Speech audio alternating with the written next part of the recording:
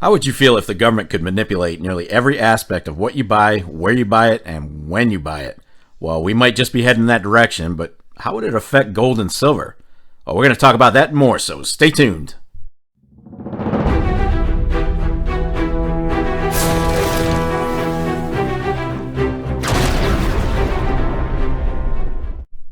YouTube, how the heck are you? Welcome to another episode of the Silver and Gold Stack Attack.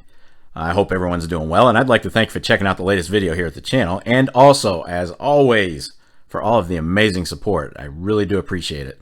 You guys rock. So today, we're going to talk about CBDCs and how they could affect gold and silver. But here's the thing. I mean, we've heard so many rumors and stories about digital currency up to this point that, well, it's almost impossible to nail down every little detail of it. I mean, the US doesn't even have it all ironed out yet. But we're going to take a quick, basic look at things and maybe see if we can make a little sense out of it all. I'll give you my opinion, and I invite you all to do the same in the comment section.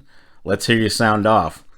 But that being said, let's go ahead and roll it. So what exactly is a CBDC? Well, in the most basic form, CBDC is a central bank digital currency, and it's basically currency issued by a central bank of any given nation. It might or might not be backed by another asset, or it could exist purely as fiat currency, which means, once again, the value is based on the promise of the government. Hello. Sound familiar?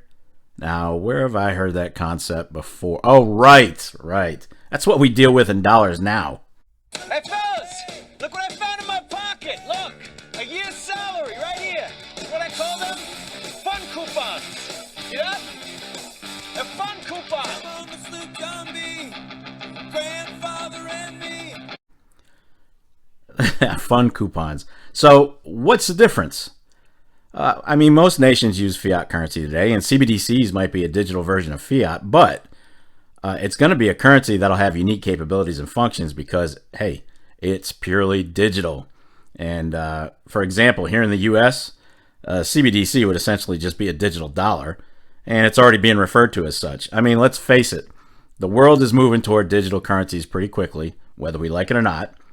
And some are calling it the currency of the future, while others, like China, want to establish it for absolute control over transactions and payments. Shocker.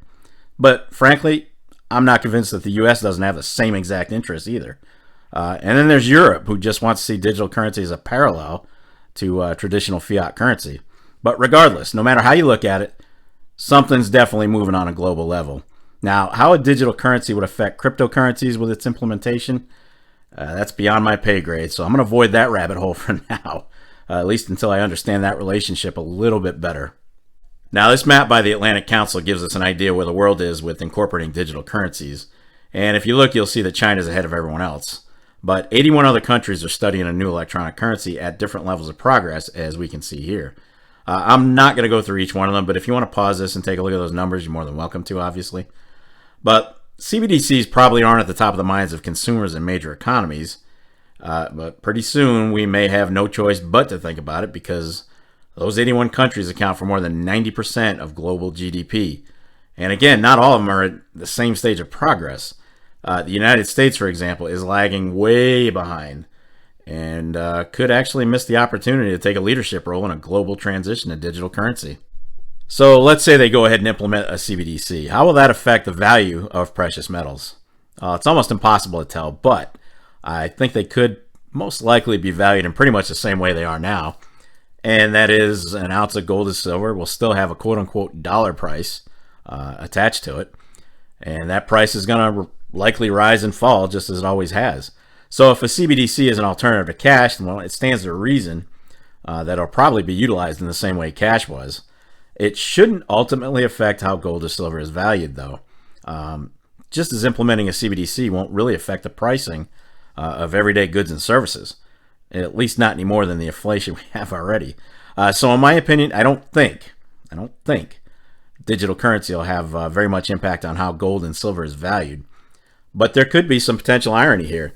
CBDCs might actually increase the demand for gold and silver and therefore the price, because CBDCs are even easier to inflate through the central bank than fiat ever was. So let's say the powers that be do move forward with these freaking CBDCs. How will precious metals be used in that case? Again, the majority of us don't have all the answers, so my guess is going to be as good as anyone else's, but I do think they'll be used like they are currently, and that's as a store of value and insurance against financial crisis. Like I said earlier, a CBDC is most likely going to have the same freaking issues that cash currently has, and first and foremost, that's a decline in purchasing power. So folks will still likely buy gold and silver either as a hedge against that happening or as a savings account, which is how I view my stack.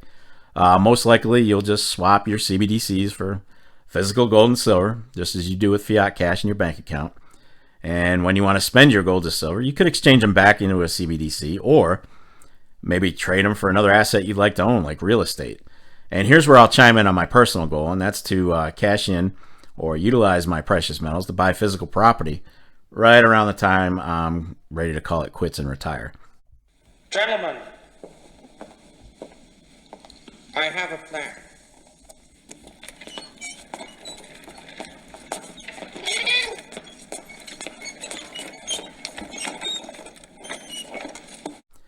Those of you who know me, you know that I use my metals as a savings account and not as an investment account. And my goal to buy property isn't going to change, regardless if we're still dealing with fiat or funky digital money. In essence, look, as long as I can trade my stuff in for whatever the hell I'm getting back and it equals enough for my mountain house, I'll be fine with it. All right. So there you have it. I hope you found something useful in this video. Again, I have as many questions and concerns about CBDCs as you do, and very few of us are capable of providing any true wisdom at this point, just our opinions. Nobody on YouTube has all the answers to this mess, and I just gave you my thoughts here, and I encourage you to do the same in the comments down below. Sound off. I mean, all we can do is discuss it and keep the dialogue going, right? This stuff will eventually clear itself up in the near future. But honestly, I'll inject one more opinion. I think the implementation of a CBDC could actually have the potential to lead to a global failure that might actually speed up the inevitable need for change in the monetary system. We're talking overall change. This is a band-aid on arterial bleeding, folks. Seriously. Is it the true answer? No. We all know that no fiat currency in the history of man has ever survived. Not one. And all the CBDC is going to be is a more government-controlled digital version of useless fiat currency. And what do we get if that fails? Another currency? A world currency? Gold and silver is currency? I have more questions than answers right now. Who knows? Anyway, those are just my thoughts. And that is going to wrap it up for this episode of the Silver and Gold Stack Attack. And if you made it this far, well, kudos to you. I will definitely catch up with you in the next episode. But in the meantime, What do you want to do with your life?